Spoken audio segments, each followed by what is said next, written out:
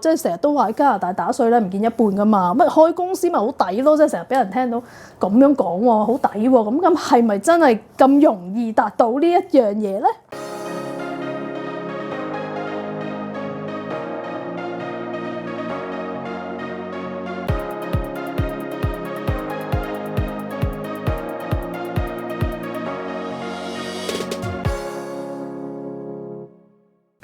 ？Hello， 大家好，我係蘇怡。Raymond。Hello， 咁啊係啦，咁啊 Raymond 喺度，咁啊梗係同大家咧再又傾下咧關於稅務上面嘅資訊啦。喂，我成日咧都收到啲人咧就成日都問我，喂，我有啲即係 consultation work 啊，或者 start 一啲 small business，即係收下啲 job 做下啦咁樣。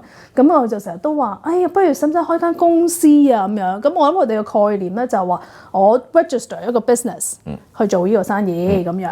咁啊，但係其實稅務上面咧有兩個講法，即係兩個睇法啦嚇。咁你 register 有個 business license 咧，其實你仍然都可以係 self-employed。係當然啦。咁啊，但係亦都可以唔係，就係叫做 incorporate，即係香港嘅類似係有限公司啦，開間有限公司去做嘅喎。咁其實 self-employed 同埋我喺呢個 incorporation 裏面作為一個股東啦，或者 director 啊嘛，咁其實有咩唔同咧？嗱，我就聚焦喺淨係稅嗰個方面啦，就唔講喺 legal 或者風險上邊啦。咁如果係自僱嘅話咧，咁其實我哋係可以用自己名就咁去接生意啦，又或者係攞一個 trade name，可喺個 business registry，即係每個省都有啦，就攞一個嘅公司名就去做。咁但係唔係 incorporate 嘅，唔係 limited 嘅。咁就係你賺翻嚟嘅每一蚊都會係當年喺個人稅嗰度去報噶啦。咁個就 T2125。OK。咁就會係根據你嗰個人稅階去扣啦，淨收入嗰個就會係以根據個人稅階去打稅啦。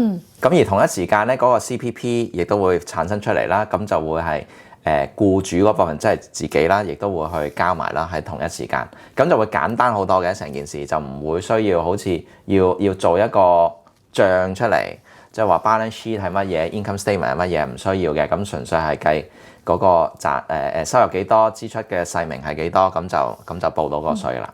咁但係咧 incorporate 咧就係唔同嘅，咁係一個另外一個嘅 entity 啊，另外一個法人嚟嘅。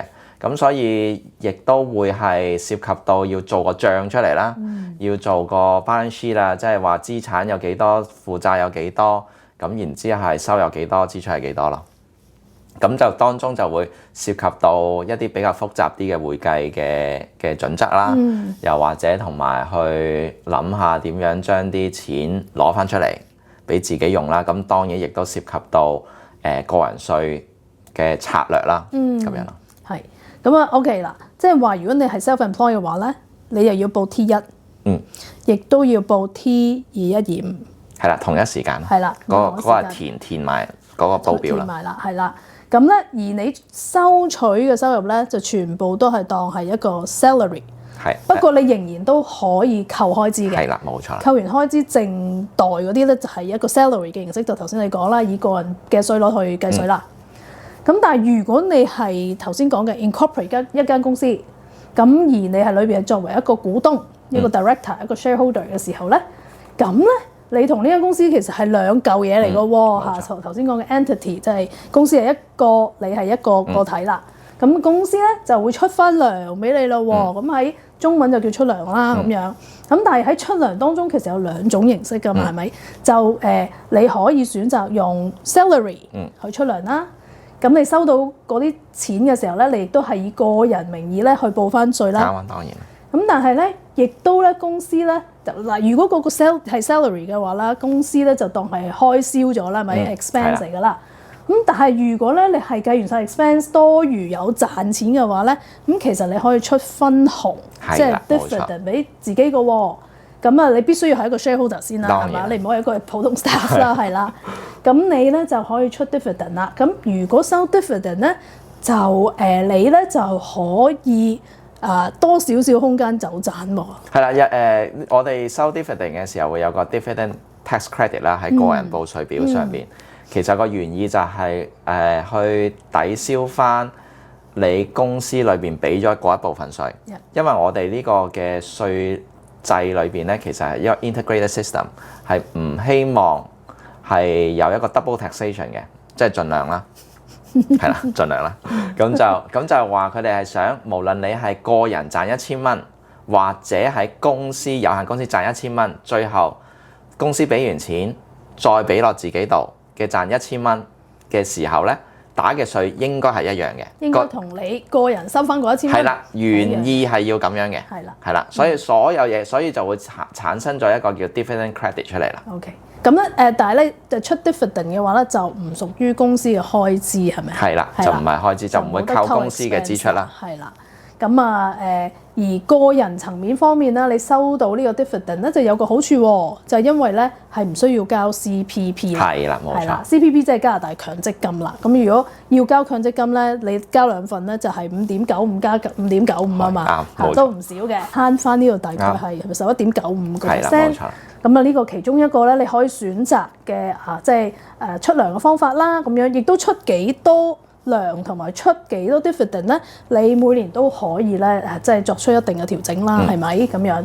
尤其是喺 dividend 方面啦 ，salary 應該係年年要差唔多㗎，係咪啊？冇得又唔一定，唔一定嘅，可以自己出個分紅咁樣咯，即係好似 bonus 咁咯，即係我哋打工。即係如果公司做得好，咁會有 bonus 㗎嘛，一樣嘅道理。即係 salary 通常都會，你都會建議係固定每年差唔多啦，係咪？係啦。即係如果真係做得好嘅，就再出 bonus。通常我會建議係個人需要嗰嚿錢，即係去維持翻每個月嘅生活費，就會以出糧嘅形式去出咯。有多就 bonus 啦，咁啊或者之後 dividend 啦。好啦，如果咧你真係決定咧用開公司嚟到去 run 你個 business 嘅話啦。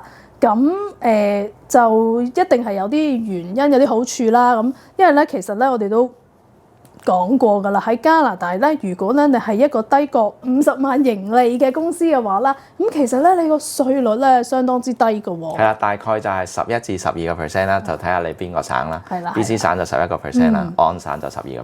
係啦，咁哇咁好低喎，即係成日都話喺加拿大打稅咧唔見一半㗎嘛，乜開公司咪好抵咯，即係成日俾人聽到咁樣講喎，好抵喎，咁係咪真係咁容易達到呢一樣嘢咧？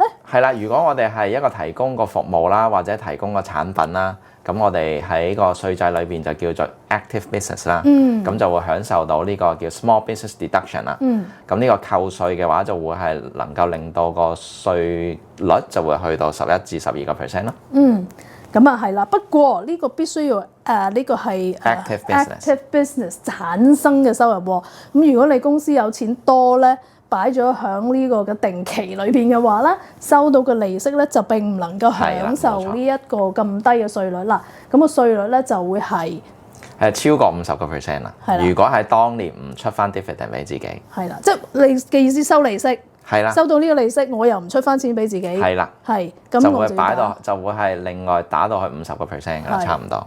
係啦，咁所以咧又唔着數嘅，擺喺公司裏邊做投資。咁所以咧通常咧我哋都會用其他嘅策略啦，幫客人咧去處理呢啲多餘咗嘅錢啦，咁樣樣。咁呢個我可以第2條片講啦嚇，今日唔講啦。係啦，咁有陣時咧，我會知道有啲客人啦，有多餘嘅錢咧，就擺喺公司嘅話咧，都會考慮。最近呢個市場咧，樓宇市場咧就好淡靜啊嘛，好多貨喺出邊咧又好鬼平，咁都會問好唔好買物業咧？呢個時候或許甚至咧用公司去買物業咧，咁我亦都聽到好多朋友咧就同我講話，嗱，我喺英國咧就聽朋友講開公司買物業，香港又係咁樣，抄翻呢套系統。喺加拿大咁做，咁值唔值得咁做咧？有啲水土不服啊！要睇下情況，但係咧，如果純粹喺稅務角度咧，係唔係咁樣去睇嘅？因為首先我哋個人去買個物業收租，同公司買物業收租咧，其實一樣都係扣到相同嘅支出嘅。如果真係租務產生出嚟嘅支出，例如係管理費啊，例如係地稅啊、按揭利息啊。呢啲無論我哋係個人持有或者公司持有都可以扣嘅。如果佢係真係唔可以扣嘅話咧，無論你公司又好，個人又好，都係唔可以扣嘅。咁所以不存在話一定要開一間公司去抵扣呢啲支出，所以就要睇下情況啦。頭先都講啦，如果係一個我哋叫 passive income，即係收租係一樣啦，收利息一樣啦，收租都係嘅。如果係一個 passive income 嘅話，其實喺個公司裏邊係，如果你唔出翻啲 dividend 俾翻自己，將啲盈利留翻間公司度咧，係最高打超過50%嘅。咁所以唔一定係好嘅。咁啊，所以咧喺加拿大嚟講咧，而且仲有喎。唔好忘記，除咗個稅高咗之外咧，你仲有好多額外嘅費用喎。例如你要用Raymond 多咗個時間啦，又要做多另一個 report 啦。因為公司稅又係另外一個層面，亦都複雜咗啦。同埋頭先都講啦，有時候又要關乎點樣 plan 翻俾翻自己啊嗰嚿錢。頭先講嗰啲50%，咁其實出 dividend 嘅話就會有翻啲 taxable refund 啦，有啲叫 tax refund 啦，咁嗰度要去計同埋去夾咯，咁所以就成件事就複雜咗啦，咁就淨係一個 corporate tax 就會係比個人稅就爭好遠啦嗰個費用。係啦，咁啊，所以一般嚟講，如果你話我夠錢，可能買1-2間收租，一間自住，一間收租，或者一間自住2間收租咧，其實一般嚟講都唔係咁划算。係啦，喺稅務嚟講就唔划算啦。咁除非有啲情況之下係買個係商鋪，或者係商業樓宇。即係而家啲office 啊嗰啲係好平啊，好平啊，冇人要。係啦，冇人要啊！而家全部係 online 啊、雲端咁樣噶嘛。咁嗰啲甚至乎係啲倉啊嗰啲啦。咁或者鋪頭地鋪又係跌好多啦。咁嗰啲就我會建議係用個有限公司係好嘅。咁唔係因為稅嘅問題，而係因為法律同風險個管理嘅問題。因為本身啲一啲商業嘅物業咧，就會個風險就大好多嘅。例如係火警啊，因為好多人出入啊，又會例如無啦啦有人喺度跣親啊，又或者係有啲環境污染啊，咁就都會係多一重嘅保障啦，俾自己。係啦。咁啊，係啦，叫做開有限公司嘛，即係話你個風險咧限制喺一個程度上面咧，你就唔需要再孭呢啲風險。所以喺呢個情況之下，你就認為開公司咧就更為合適啦。仲有冇啲咩情況之下？嗱，另外就係如果係個地產即係策略係一個 flipping 嘅，即係摩貨啊，我哋好興，或者以前係買咗一個 pre-sale， 買咗個樓花，然之後中間隔咗1-2年之後就再轉讓俾人咧。咁喺加拿大嘅稅制裏邊咧，呢一個唔係一個投資嚟嘅。呢一個投機活動咧係一個商業行為咧，賺翻嚟嘅錢係100%係收入嚟嘅。咁所以如果你係想係用呢一個策略嘅話咧，我就建議去用間有限公司去做呢啲嘅策略，因為頭先都講啦，如果係私人公司小型生意個盈利係50萬以下嘅話咧，係打11%啫嘛，11至12啫嘛。咁呢個情況咪好咯，就唔會係以個人嗰個稅階去打啦，嗰個稅。即係如果假如啦，你當年啦喺炒賣樓宇當中咧賺取嘅叫做資本增值啦，係有40萬咁先啦嚇。咁如果你喺個人層面嘅話咧，你打稅咧差唔多 average 等於咧打咗一半啦，50%。但係如果你公司嘅話咧，其實呢度打大概11至12%嘅啫喎。咁所以如果你就真係諗住喺加拿大咧有利可圖，可以用呢個 flipping 嘅形式去做即係做呢個地產投資嘅話咧，咁都係開翻公司就正常啲。同埋另外有一啲嘅策略就係通常買一啲好舊嘅屋啊，然之後喺入邊翻新完之後即刻賣翻出去咧，咁亦都係符合呢一個嘅都應該用開公司啦，係啦 active business 啦。好啊。咁啊，另外咧就講開公司啦。咁其實我頭先都講啦，我都有唔少嘅人打電話嚟咧，就話：我咧就喺英國或者咧我喺香港係有公司。咁無論係呢啲公司係咪為咗賣物業又好，或者以前一路都係做緊生意嘅都好啦嚇。咁咧，佢哋而家嚟咗加拿大之後咧，就係做咗加拿大稅務居民喎。咁好多人咧就以為我香港公司啫嘛，同我加拿大冇關㗎，唔需要你去啦，係咪擺埋一邊咁樣？咁但係咧，原來咧，你作為一個加拿大稅務居民之後，你喺香港或者海外嘅一啲嘅公司咧，原來有啲嘢要注意喎。係啦，首先第一就係嗰間公司有機會係變咗係 subject to 加拿大稅嘅。咁就要睇下嗰個嘅董事嘅層面啊，即係 director。如果係一般嘅人咧，係自己係 director，即係唯一一個董事嘅話咧，咁佢當佢成為咗加拿大稅務居民嘅時候咧，個大腦個決策就會喺加拿大啦。咁喺加拿大稅制裏邊咧，呢間公司咧就會係變成咗加拿大嘅稅務居民啦。咁就有機會要打稅嘅。點解我話有機會咧？因為加拿大同每個國家都會簽訂一個叫做稅務協議嘅。咁有機會咧，如果佢有啲條款就係話可以豁免呢個情況，就當翻喺當地咧係有咁嘅條款嘅。咁所以但係就要每一個地方要睇咯。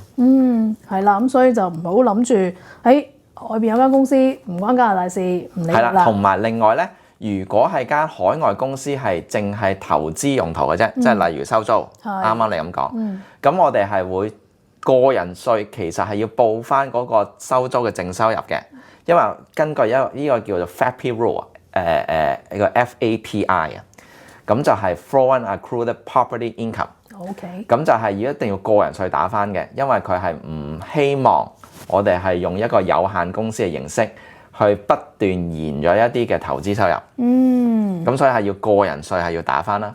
另外仲有個我哋成日講個海外資產申報啊。係啊。咁呢啲公司咧，其實就唔係海外資產嚟嘅。我哋另外有一個叫 T134，叫 Foreign Affiliate 嘅 reporting，係要搞嘅。OK。咁係要另外再去申報嘅。咁即係話唔係話完全你海外嘅嘢完全唔理。